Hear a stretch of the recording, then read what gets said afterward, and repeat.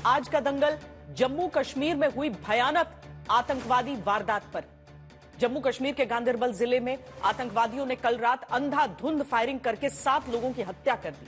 4 लोग गंभीर रूप से घायल हुए। इस हमले के शिकार सभी लोग गगनगीर से सोनमर्ग तक बन रहे ऑल वेदर टनल प्रोजेक्ट के अधिकारी कर्मचारी थे।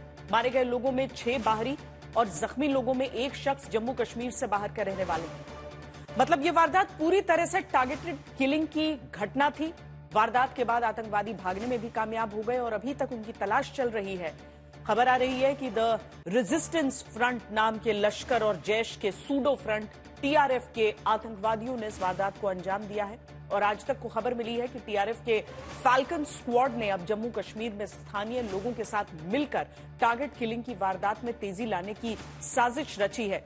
इसके लिए आतंकवादियों की ऑनलाइन भर्तियां तक की जा रही हैं। इन आतंकवादियों को आधुनिक और खतरनाक हथियार मुहैया कराए जा चुके हैं। हालांकि केंद्र और राज्य सरकार की ओर से भरोसा दिलाया गया है कि जम्मू कश्मीर में आतंकी वारदात करने वाले दहशतगर्दों को जल्द अंजाम तक पहुंचाया जाएगा। लेकिन जिस तरह जम्मू कश्मीर में 1 साल के भीतर टारगेट किलिंग की 12 घटनाएं हो चुकी हैं और ये सिलसिला थम नहीं रहा, ऐसे में सबसे बड़ा सवाल यही है कि आखिर 370 मुक्त कश्मीर में टारगेट किलिंग पर कब लगाम लगेगी।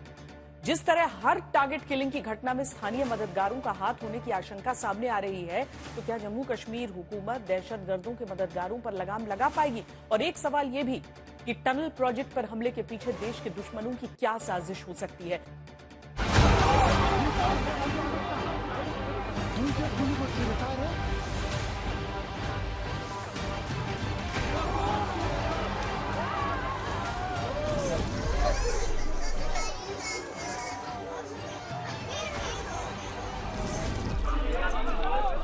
जम्मू कश्मीर की तस्वीर बदलने की तमाम तदबीर नाकाम नजर आती है, जब ये जमीन आज भी मासूमों की चीखों से दहलती है। आतंकवादी बहुत गंदे मेरे पापा को मार दिया।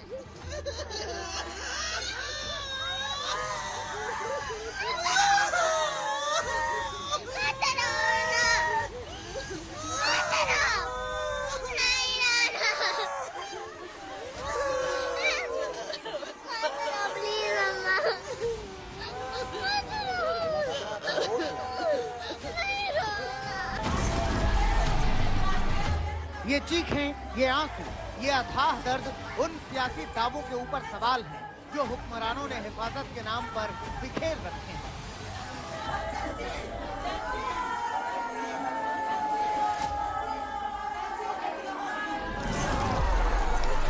क्या 370 युक्त और क्या 370 मुक्त? ना तो घाटी की तकदीर बदली न तस्वीर। आज भी जन्नत में जुलूसे मातम का शोर सुनाई देता है।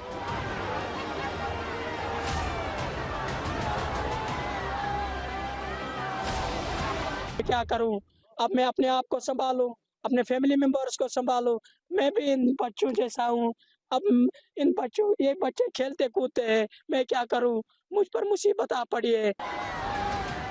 ये सवाल सिर्फ बडगाम के डॉक्टर शहनवाज के बेटे का नहीं, हिंदुस्तानियों की हिफाजत का है, जिसे दहशतगर्द लगातार चुनौती दे रहे हैं। इस साल के 10 महीनों में ये 6ठी वारदात है जब गांदरबल के गगनगीर इलाके में आतंकवादियों ने अंधाधुंध फायरिंग करके 7 लोगों की हत्या कर दी, 5 लोगों को जख्मी कर दिया। मृतकों में जम्मू कश्मीर से लेकर पंजाब और बिहार तक के लोग शामिल हैं। और ये वारदात उस जगह हुई जहां गांदरबल को सोनमर्ग से जोड़ने वाला टनल बन रहा था।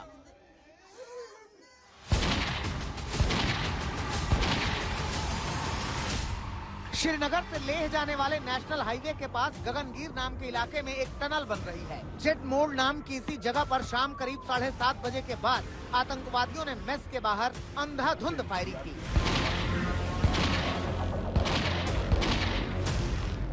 फायरिंग की सूचना मिलते ही सुरक्षा बलों ने पूरे इलाके को रात में ही घेरा और तलाशी अभियान शुरू कर दिया, जो सुबह तक जारी रहा। ये वही लोकेशन है जहां टनल का काम चल रहा था, जेड मोड़ टनल, जो कि काफी इंपॉर्टेंट टनल है और ये टनल ऑल वेदर कनेक्शन बनाएगी गगनगीर से सोनमर्ग तक। इसकी इनॉग्रेशन होने वाली थी और ये जो नॉन लोकल लेबरर्स थे, ऑफिसर्स थे, ये मेस के बाहर थे जब उन पे अटैक हुआ। हमने लोगों से यहाँ बात की तो उन्होंने कहा तकरीबन 100 से 150 जो है फायर हुए और इसमें 7 लोग जो हैं मारे गए हैं, इनमें से 5 नॉन लोकल हैं।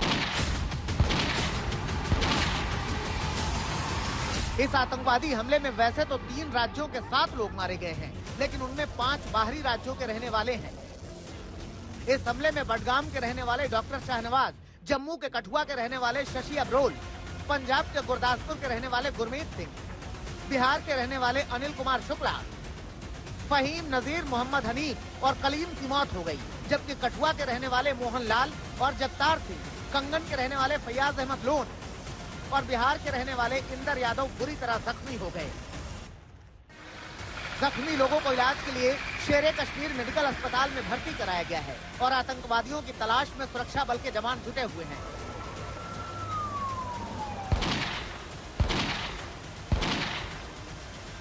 गांदरबल में टनल प्रोजेक्ट में काम करने वाले अधिकारियों, कर्मचारियों और मजदूरों की हत्या के पीछे पाकिस्तान के लश्कर-ए-तैयबा से जुड़े संगठन का नाम सामने आया है।